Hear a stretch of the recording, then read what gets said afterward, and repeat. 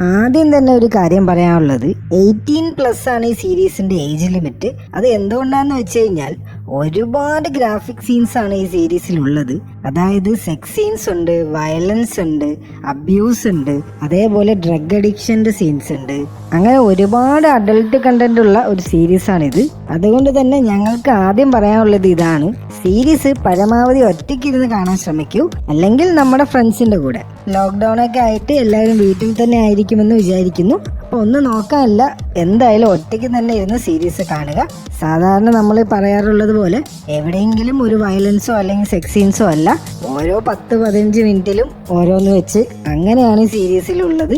അത്രയ്ക്കും adult content ഉണ്ട്. അതുകൊണ്ട് തന്നെയാണ് ഈ വാർണിംഗ് ആദ്യം തന്നെ പറയാനുള്ള കാരണവും. സീരീസ് കാണുന്ന ഒട്ടുമിക്ക എല്ലാവർക്കും ഇഷ്ടപ്പെടുന്ന അല്ലെങ്കിൽ ഫേവറേറ്റ് ആയിട്ടുള്ള ഒരു ജോൺറയാണ് ഈ ടീനേജ് ഡ്രാമ ജോൺറ. HBO-നെ നമുക്കറിയാലോ. HBO ചെയ്യുന്ന എല്ലാ സീരീസുകളും ഒരു മിനിമം സ്റ്റാൻഡേർഡ് എപ്പോഴും ഉണ്ടാവാറുണ്ട്. അങ്ങനെ HBO-ന്റെ ചരിത്രത്തിൽ ആദ്യമായിട്ട് ഈ ടീനേജ് ഡ്രാമ ജോൺറയിൽ ചെയ്യുന്ന സീരീസാണ് യൂഫോറിയ. ഇന്ത്യയിൽ ഹോട്ട്സ്റ്റാറിൽ അവൈലബിൾ ആണ് സ്ട്രീം ചെയ്യാനായിട്ട്. അപ്പം നമുക്ക് ഈ വീഡിയോയിൽ നോക്കാം നിങ്ങൾ എന്തുകൊണ്ട് HBO-ന്റെ യൂഫോറിയ എന്ന സീരീസ് കാണണമെന്ന്.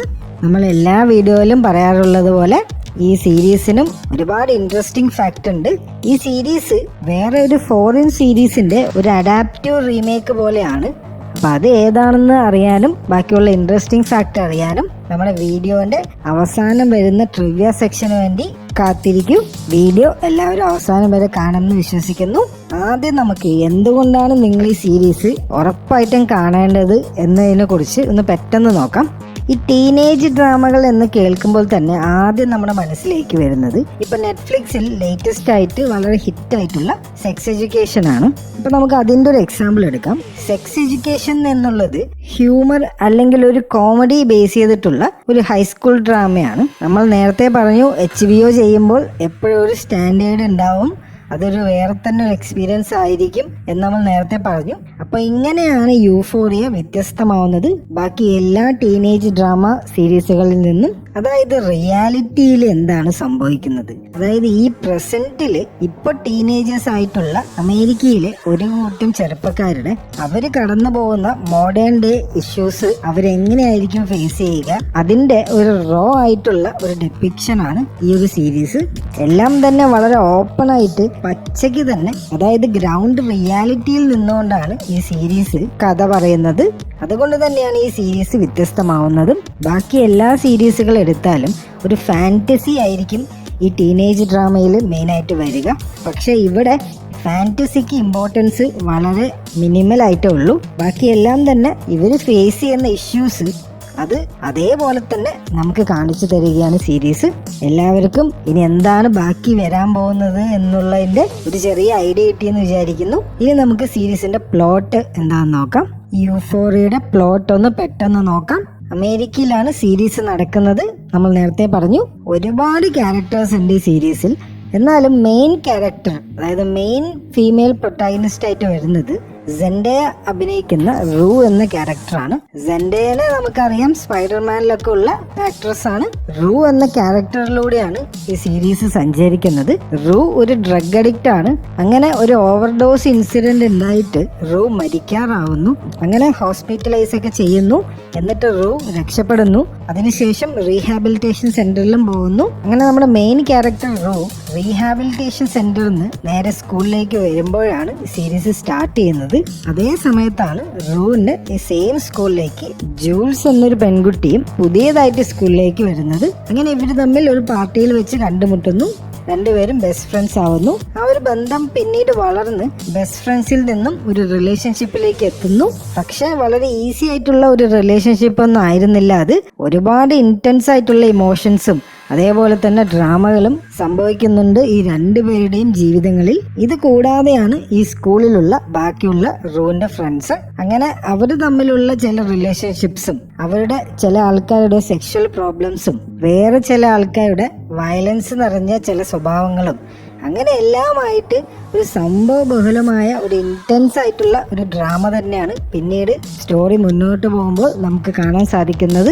സീരീസിലെ എല്ലാ ക്യാരക്ടേഴ്സിനും അവരവരുടെ ബാക്ക് സ്റ്റോറിയും അതേപോലെ തന്നെ അവരവരുടെ ജീവിതത്തിൽ നടക്കുന്ന ഓരോ കാര്യങ്ങളും നമ്മളെ ഒട്ടും ബോറടിപ്പിക്കാതെ, അതായത് ഒട്ടും ലാഗില്ലാതെ അവതരിപ്പിച്ചിട്ടുണ്ട്. അങ്ങനെ ഒരു മൾട്ടി ലെയേർഡ് സ്റ്റോറി ടെല്ലിംഗ് ആണ് ഈ സീരീസിൽ ഉടനീളം നമുക്ക് കാണാൻ സാധിക്കുക.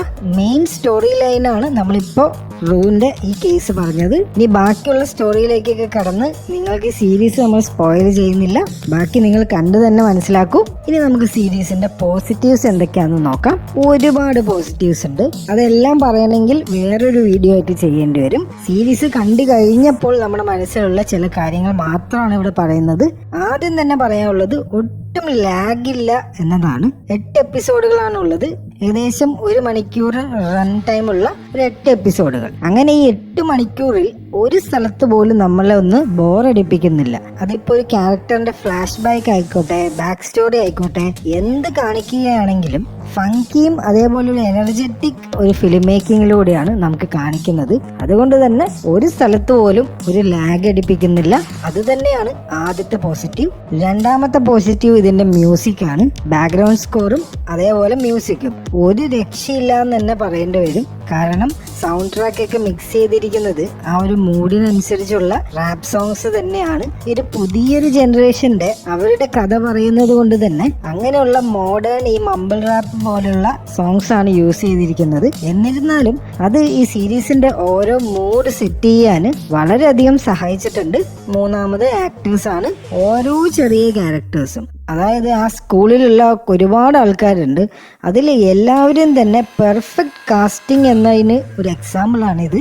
ഈ ടീനേജ് ഡ്രാമ എന്ന് വെച്ച് കഴിഞ്ഞാൽ ആദ്യം നമ്മുടെ മനസ്സിലേക്ക് വരുന്ന ഒരു യൂഷ്വൽ സംഭവം ഉണ്ട്, ഒരു പൊടിക്കുന്ന ഓവർ ആക്ടിങ്ങും അങ്ങനത്തുള്ള കാര്യങ്ങളൊക്കെ. അതൊന്നും നമുക്കിവിടെ കാണാൻ സാധിക്കില്ല. നമ്മൾ ആദ്യം പറഞ്ഞതുപോലെ തന്നെ റിയാലിറ്റിയിൽ നിന്നുകൊണ്ട് തന്നെയാണ് ഈ സീരീസ് കഥ പറയുന്നത്. ഇനിയും ഒരുപാടുണ്ട് പോസിറ്റീവ്സ്, ഇപ്പം അതിലേക്കൊന്നും കടക്കുന്നില്ല. നിങ്ങൾക്ക് ആകെ മൊത്തം ഉള്ളൊരു പിക്ചർ കിട്ടിയെന്ന് വിചാരിക്കുന്നു.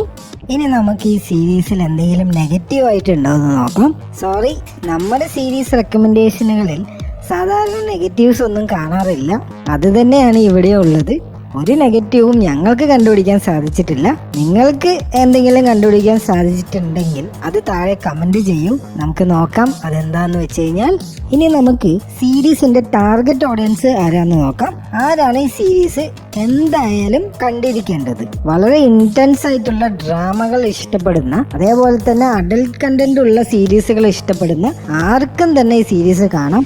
നിങ്ങൾക്ക് ഒരിക്കലും നിരാശപ്പെടേണ്ടി വരില്ല. ആക്ഷൻ ഉണ്ട്, റൊമാൻസ് ഉണ്ട്, വയലൻസ് ഉണ്ട്, അബ്യൂസ് ഉണ്ട്, സെക്സ് സീൻസ് ഉണ്ട്, ഡ്രഗ് യൂസ് ഉണ്ട്. അങ്ങനെ ഇതിലില്ലാത്ത ഒന്നും തന്നെ ഇല്ല എന്ന് വേണമെങ്കിൽ നമുക്ക് പറയാം.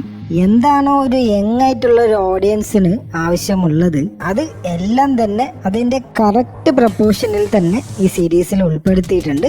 അതുകൊണ്ട് തന്നെയാണ് ഈ സീരീസ് വളരെ മികച്ചതാവുന്നതും.